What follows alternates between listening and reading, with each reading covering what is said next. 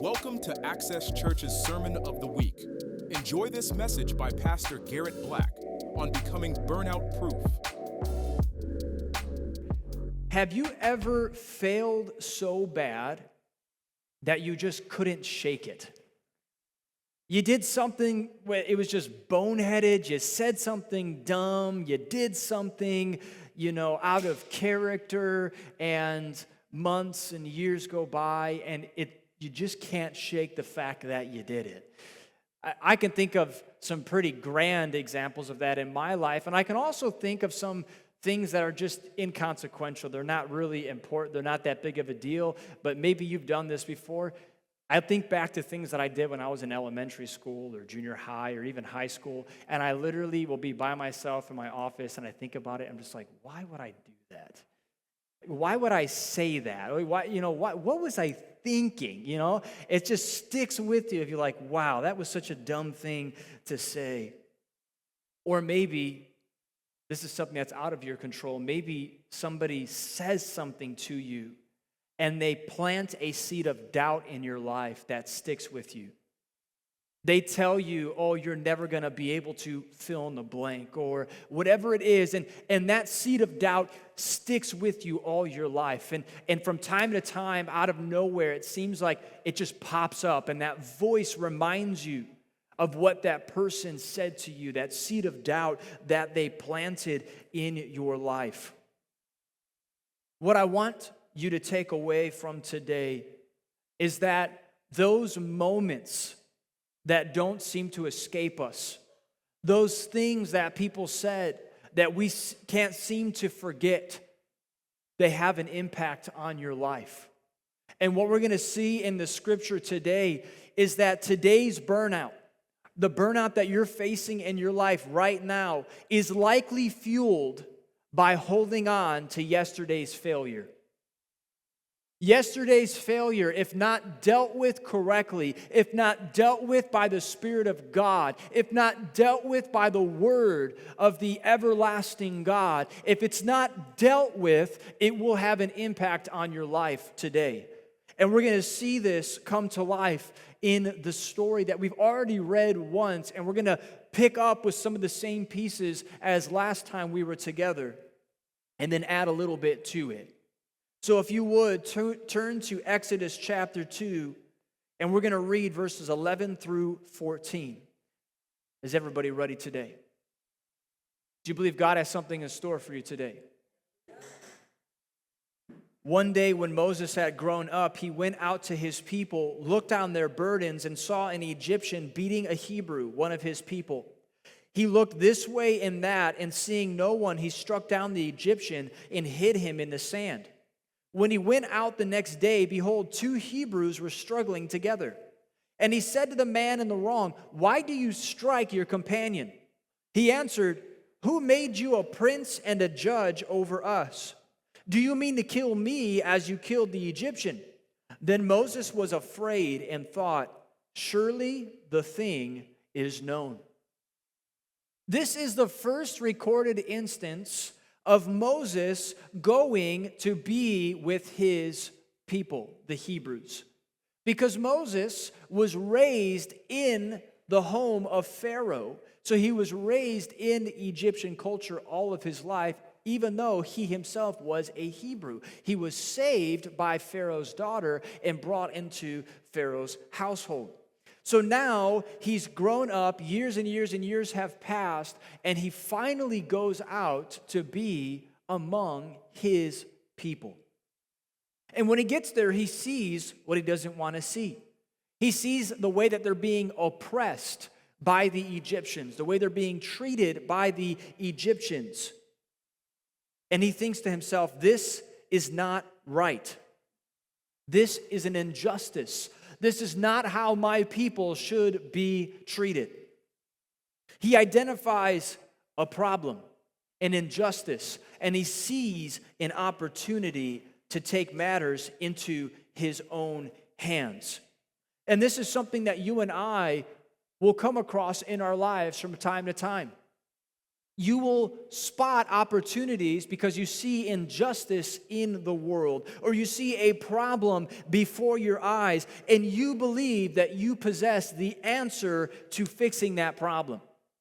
You believe you possess the answer to righting the injustice that is before you. And what happens when you believe you have the answer to a problem is it creates a conviction inside of you. And that conviction births ambition to do something about it. So Moses discovers a new ambition in his life. He sees the injustice. And there's a conviction that's birthed inside of him that I can be the answer to this problem. So Moses' impulse is to act on this ambition right away. And what does he do? He kills the Egyptian man. He kills the Egyptian that is being the Hebrew, which is his ethnic brother. And he buries the Egyptian man in the sand. And as we see, it's pretty apparent, the impulse, the action that he took was the wrong action. And this is what we learn from this moment. Here's a principle that we can take away for us right here, right now, today, is that holy ambition needs formation before implementation. Ambition needs formation before implementation. Another way to put it is that ambition does not mean permission. Ambition does not mean permission. You can have the right ambition in the wrong application. And this is precisely what Moses did. But here's what's fascinating about this. If you look at that situation closely, you see some things that Moses did right. First off, he identified the person that was in the wrong. It was the Egyptian man. He was the one in the wrong.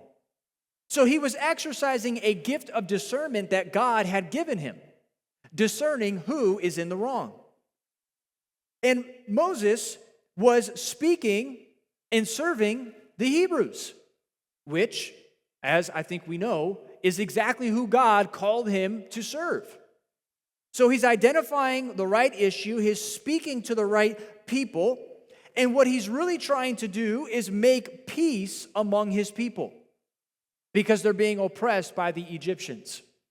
So we see that the ambition was correct, but the application was incorrect. It was rushed. It wasn't thought through. It wasn't prayed through. It was acted on immediately. And this reminds me, I resonate with this story and I resonate with Moses so much because I know I've shared this story, but I'm going to share it with some more details that I haven't before. When I was in college, I sensed a call to ministry.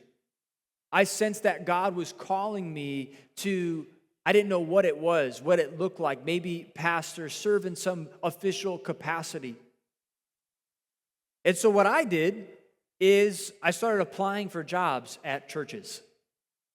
Now, up to this point, my resume included playing drums on Sunday morning and being the fourth wheel in a youth group serving. So I had no resume other than the blood of Jesus. That's the only thing that I had on my resume that was worth noting. But here I am. I've concluded that God has called me to ministry. So I start applying for jobs. And I catch wind of a position at this church plant that's meeting at the College of DuPage, which is in Glen Ellyn, Illinois. So I apply for this job. I think it was an internship technically. And the pastor reaches out to me and says, hey, let's meet. Why don't you come to church on Sunday? I want you to see what we're about. So I went to church that Sunday. I had coffee with him. And I didn't get the job. I wasn't offered the job. And believe me, that was the right choice.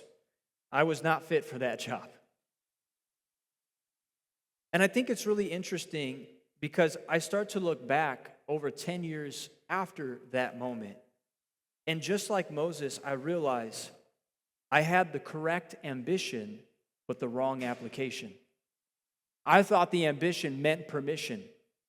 I thought the ambition meant go and start pastoring right away. Go and get into ministry right away. And I think it's funny looking back that we in this place right now are evidence that I got the ambition correct, but I got the application incorrect. Just like with Moses, Moses got the ambition correct, but he thought that meant immediate permission. And he took matters into his own hands and actually created a mess. Something else dawned on me. It's amazing how God works. During that time, I was doing commercial lawn mowing. And one of my jobs is they would drop me off in a neighborhood, and I would walk around and put flyers on doors for 8 hours straight. Just backpack, bottle of water, flyers on doors. And I'll never forget that when I had never been to Glen Ellyn before until this job. I was dropped right here in this neighborhood. This was over 10 years ago now. And I would walk these streets and put flyers in these doors. And I remember distinctly that as I would walk these streets, I would feel an angelic presence around me all the time. I could feel this tingling sensation all over my body for no reason, just walking these streets. And it's because God was here before I knew why I was going to be here. He was waiting for me. I was walking among the streets that I would minister to years and years later, and God knew that. And his angels were literally walking with me because check this out. One of the first things we did when we planted this church is we went and put door hangers on all these doors. God was preparing me 10 years before that because he knew what was to come. I did not. But there were signs along the way. And that's as it was with Moses too. There were signs the whole time, whether he realized it or not. He was drawn to the Hebrew people. He was drawn to bring peace. He was drawn to step in the middle of the injustice. But he got the timing wrong. So sometimes the desire is correct, but the application is overly ambitious. It's rushed in the moment. And I see this all the time. You have a desire to share your testimony. Maybe you're recently saved and you're like, I want everybody to know. And then you hold up the McDonald's drive-thru line for 10 minutes because you're blabbering in the drive-thru, sharing your testimony, holding up the whole line, being disrespectful to the fact that somebody's trying to work, but you want to share your testimony right there in the line. It's the right ambition, but the wrong application. Or you have a desire to serve overlooked people in your community. And so you decide, I'm going to get my own LLC, I'm going to start a nonprofit, I'm going to launch a whole ministry. And then you know what ends up happening? It doesn't work out. It doesn't work out. And then now you begin to think to yourself, well, maybe I missed God. No, maybe the ambition was correct, but maybe the application was rushed. Maybe you jumped into it too quick. Maybe God was just trying to get you to take one small step instead of one giant step. But what's worse is sometimes when we do fall short, when we make mistakes like that, we begin to convince ourselves that we missed God, that wasn't God the whole time. And now we think, well, I'm just going to stop. I'm not going to do that anymore. Because clearly I must have missed God or else it would have worked out. Had I thought that way, we wouldn't be here this morning. What if I had walked away thinking, well, God must not have called me to ministry. Well, God must not have called me to church planting. Well, God must not have called me to Glen Ellyn because last time I tried, it didn't work out. If we're not careful, these moments, they become internalized failure. And we begin to take failure on as the dominant truth in our lives. But the solution in these circumstances is not to freeze, and it's not to overanalyze, but it's instead to reevaluate your next steps. If you sense there's ambition in your life, for whatever that might be, maybe the next step isn't trying to start your own church. Maybe the next step is talking to a trusted pastor or counselor in your life who is a Christian and just saying, hey, this is a desire that I have. What do you think about that? What do you think I should do next? Maybe you should read a book about ministry. Maybe you should read a book about, serving the oppressed and the needy. Why don't you take a small step instead of taking a massive step? Because if you take a massive step, it's sometimes not going to work out. And if it doesn't work out, you can begin to convince yourself, well, maybe I wasn't called to do this. Unfortunately, Moses did not have a pastor to give him this advice. So instead, he kills a man in a moment of unbridled passion, and he ends up running for his life and simultaneously from the calling that God had placed on him. And that brings us to verse 15, and then I'm going to jump to verse 21 and 22. When Pharaoh heard of it, he sought to kill Moses. But Moses fled from Pharaoh and stayed in the land of Midian, and he sat down there by a well. And Moses was content to dwell with the man who was Jethro, and he gave Moses his daughter Zipporah.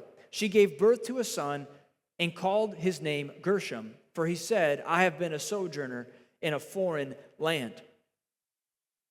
So Moses finds out that Pharaoh knows that he killed the Egyptian man, and now Pharaoh wants to kill Moses. So he flees to a land called Midian. And while he's in Midian, he meets a man named Jethro who invites Moses into his home, and he marries one of Jethro's daughters and has a son named Gershom. So Moses ends up in Midian. And what's ironic about this is if you watch in Scripture, stories will replay within larger stories. Because Israel is in Egypt because it was a safe place, but it wasn't the promised place. The promised land was Canaan, but they went to Egypt to seek refuge from a famine, and they stayed where it was safe, but not where it was promised. And now we see Moses, who goes from Egypt to Midian. He leaves the people that he's actually called to, and he finds a land that's safe, but it's not the land or the people that he's actually called to. So it's a story within a story where Moses is actually living out the same journey the Israelites have just lived out themselves. So it wasn't the promised land. It wasn't where God had called Moses. But how does he end up here? I think the root issue is this. The fear of failure will drive you to the land of apathy. The fear of failure will drive you to the land of apathy. Here's the hard truth about what's happening here. Moses wasn't hiding from Pharaoh. He was hiding from his failure. Pharaoh dies at the end of chapter 2, but Moses never goes back to Egypt. Which means that there was something deeper happening inside of Moses, and it wasn't just about Pharaoh. Because if it was really just about Pharaoh, then the moment Pharaoh died, Moses would say, now I can go back. Because that Pharaoh was the only one that was seeking to kill me. But he doesn't do that. Instead, he stays in Midian. In Midian, for us today, it represents the place that we set up our lives to protect ourselves from experiencing that failure again. That's what it was for Moses. If I just stay in Midian, I can't mess up again. If I just stay in Midian, I can't say the wrong thing again. If I just stay in Midian, I don't have to face the people that I've wronged again. Here's the crazy part of the Midians in our lives. Midian doesn't mean you lose your faith or stop serving God. You can still tithe faithfully from Midian. You can still study the word passionately in Midian. You can still worship with abandon in Midian. You can work hard and you can make a living in Midian. And you can serve at your local church in Midian. Midian means you are playing it safe because you have internalized past failure and you're afraid to try it again. That's what it was for Moses. And I sense that maybe some of you right now are thinking of what your Midian is. Watch this. If you go all the way back in the genealogy, you'll actually discover that the Midianites were descendants of Abraham as well. But they went off their own way. They wouldn't have identified as Israelites, but they did come from the seed of Abraham. So Moses goes out and he enmeshes his life with the Midianites, marries a Midianite woman, has a son who is now part Midianite, part Israelite. And the Midianites were very, very distant relatives of Abraham. And this is what the fear of failure does to us. You settle for distance because proximity reminds you of the failure. So he ends up with the distant relatives of Abraham when he was called to the immediate relatives of Abraham that were in Egypt. But he thought to himself, it's okay if I get just on the edge because at least now I'm far enough from my failure. One of the signs that you've internalized failure is that you adopt a close enough attitude. Well, I'm close enough. I still believe in that, but I don't actually participate in it anymore. I'm close enough. I'm going to keep my distance, but I'm not going to press in. I'm not going to get too close because last time I got too close, it bit me. I'm going to be vulnerable with you about an area in my life, even to this day, that I know that I had adopted a close enough attitude. When I first got saved, I would read the Bible, and it blew my mind how frequently miraculous healing took place in the Bible. And there was something within me every time I read the word that there was a draw that we needed to see that today. That God that did the things that we see in Scripture through the hands of Jesus and the apostles and the disciples, that we should see that today. Because God is not dead. I was drawn to this ministry of seeing physical healing. So much so that I even went to a school in Northern California called Bethel School of Supernatural Ministry, literally the title. And their main focus is, their mission statement is, that we owe the world an encounter with God. That's what they believe. And so they raise up thousands and thousands of disciples and teach them how to step out and be used by God in these miraculous ways. And I can tell you right now, just so there's no confusion, God absolutely heals today. I've seen it with my own eyes, and I know many in this room have also seen it as well. I've seen the miraculous. I've seen God do it through me. I've seen Him do it through others. Things that would blow your mind if you watched it. God still heals. The problem is, I've laid hands on many people, and they haven't been healed. I've failed many of times.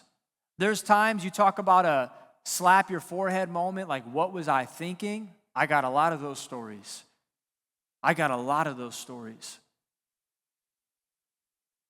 And I failed so many times praying for people that I unconsciously started to distance myself from laying hands on the sick, from laying hands on those who are physically impaired.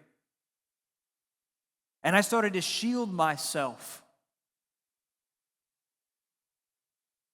And it would come up as I started to think about it, because really this light bulb didn't go off until I was doing this message. I started to realize, oh, I've done this very thing. And you know how it would come up? If somebody needed prayer for healing, oftentimes I would say, hey, how about you pray for them? How about you? And I would make it look like a teaching moment. It wasn't a teaching moment. I didn't want to have to deal with the possibility that I could pray for them and they wouldn't be healed. Because it had happened so many times before, I thought if I'm not the one that prays, then I won't have to deal with the disappointment of it not happening yet again. I would intentionally go out of my way to not include it in messages when I was preaching. And I would convince myself, I just don't need to talk about that because that's not part of my main point. But really, I was shielding myself from having to confront an area of my life where I've not seen it go the way that I wanted it to go. I stopped praying for it. I used to spend hours in my room by myself when I first got saved, begging God to use me. God, use me to heal the sick. God, I want to do it. Jesus, just the way that you did it. Use me to open blind eyes. Use me to open deaf ears. Use me to lift people up out of their wheelchairs so they can walk again. God, use me. And I realized I haven't prayed that prayer in years. I stopped believing for it. I stopped desiring it. And just to show you how good God is, I have so many of these stories, but this is by far my favorite one.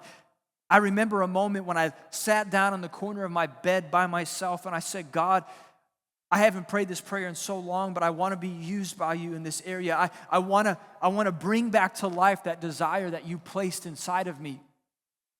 And I sat on my bed, I prayed that prayer, I go to church the next day, less than 24 hours later, and there was a prayer warrior at Hobson Road Community Church named Shirley, and she walks up to me, and I still have these notes to this day.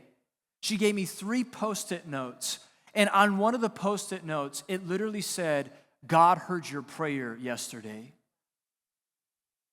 And then she told me, God has given you a ministry of healing. Within 24 hours of me praying that prayer, and I hadn't prayed it for months. And God sent a saint to me who was sensitive to his voice, who was willing to step out and revive a passion in someone who ran away from it. So I told you today what my Midian is. What is your Midian today? What are you running away from? What are you creating distance between you and what this ambition that God has given to you? Maybe you're not tithing because you've had financial struggles in the past and you fear, if I step out, will God meet me in that? Maybe you're putting a face on when you come to church because you're afraid that if people here know the real you, they're going to reject you. Maybe you're not praying anymore because God hasn't answered the prayers you've prayed in the past the way that you wanted him to answer them or when you wanted him to answer them. And so you've decided, well, if I just don't pray, then I can't be disappointed anymore. What is your Midian? Here's the good news. God has no problem tracking you down in Midian because that's precisely what he did for Moses. So I want to revisit this moment in Exodus 3:10 through 13. This is God speaking to Moses from the burning bush. And he says, "Come, I will send you to Pharaoh that you may bring my people, the children of Israel, out of Egypt." But Moses said to God, "Who am I that I should go to Pharaoh and bring the children of Israel out of Egypt?" He said, "But I will be with you, and this shall be the sign for you that I have sent you. When you have brought the people out of Egypt, you shall serve God on this mountain." Then Moses said to God, "If I come to the people of Israel and say to them, 'The God of your fathers has sent me to you,' and they ask, 'What is his name?' what shall I say to them?" Let's jump down to chapter 4, verse 1. God says something else to Moses, and this is what Moses answers. "But behold, they will not believe me or listen to my voice, for they will say, 'The Lord did not appear to you.'" Now verse 10. Moses again responds to the Lord, "Oh, my Lord, I am not eloquent, either in the past or since you have spoken to your servant. But I am slow of speech and of tongue. And now look at verse 13. Moses again says to the Lord, "Oh, my Lord, please send someone else." So God literally shows up in a burning bush to Moses. He's speaking to Moses. He says, "I'm going to send you back to Egypt. I'm going to send you to free the people, your people, from the oppression that they are facing." And what does Moses do? He argues with God. He argues with God. And it's easy for me to laugh at Moses until I look in the mirror, because I've done the same thing. Every time I called someone else over to pray for the sick instead of me doing it, I was non-verbally arguing with God. Every time I refused to pray about it again, I was arguing with God. Because that was my way of saying, "God, are you sure it's me? Are you sure I got this thing right? Because it hasn't always worked the way I wanted it to work." But I think this is the real question. Who is God arguing with in this moment? Is it Moses? Or is it possible that God is actually arguing with the failure that Moses has adopted as truth in his life? If you back up to chapter 2, verse 14, you're going to remember what that Hebrew man said to Moses the day after he killed the Egyptian. He says this, "Who made you a prince and a judge over us?" Who made you a prince and a judge over us? And then watch this. Then Moses was afraid and thought, "Surely the thing is known." And then in verse 15, it says, when Pharaoh heard of it, he sought to kill Moses. Now I'm going to get really granular for a second. But I want you to look at the order of how that happened.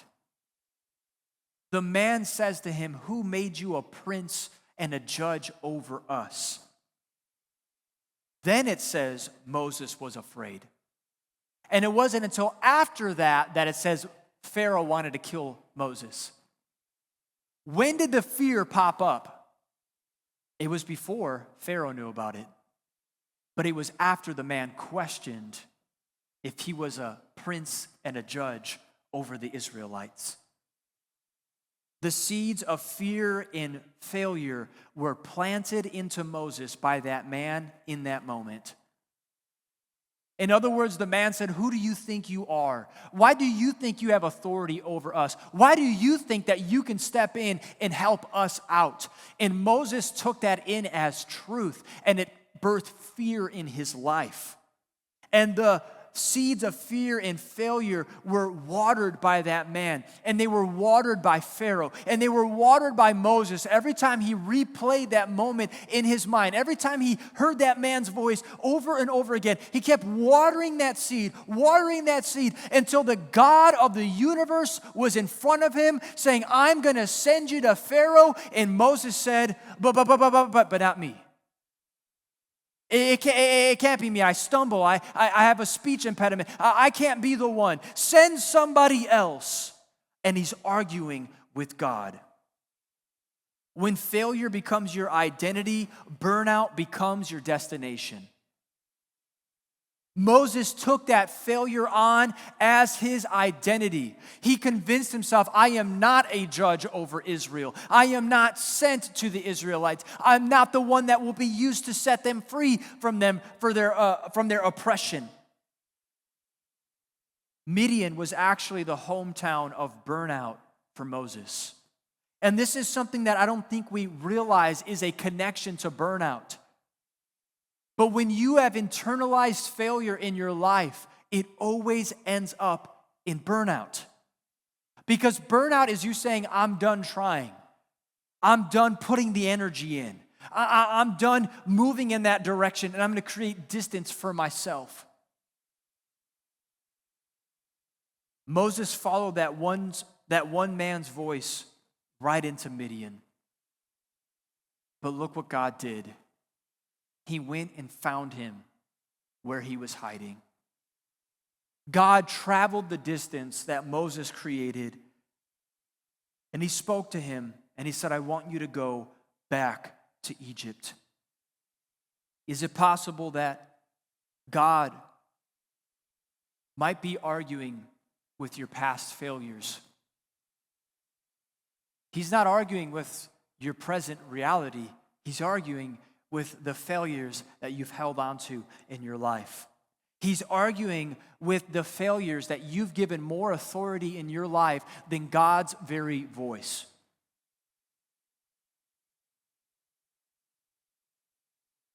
What would the church look like today if we learned from failure instead of taking it on as our identity? Everything in life that isn't enjoyable, or what we would label as good or preferable or what we want, everything in life has a purpose if you'll allow it to have a purpose. Every time you've fallen short, every time you've even failed, you can learn from it. You don't have to hide from it. You don't have to give it authority in your life, but you can learn from it. It's like the juice inside of an orange. You can take all the good out of it and leave the peel behind. You can leave behind the part that does you no good, but you can take something out of it. You can learn from it. And that's what we need in the body of Christ. People that are willing to say, yeah, I made a mistake, but that's not who I am. That's not who God says I am. He says I am called to the Israelites in Egypt. He says he does give me authority. He says I am somebody of value in his eyes. And my past failure is not going to become my identity.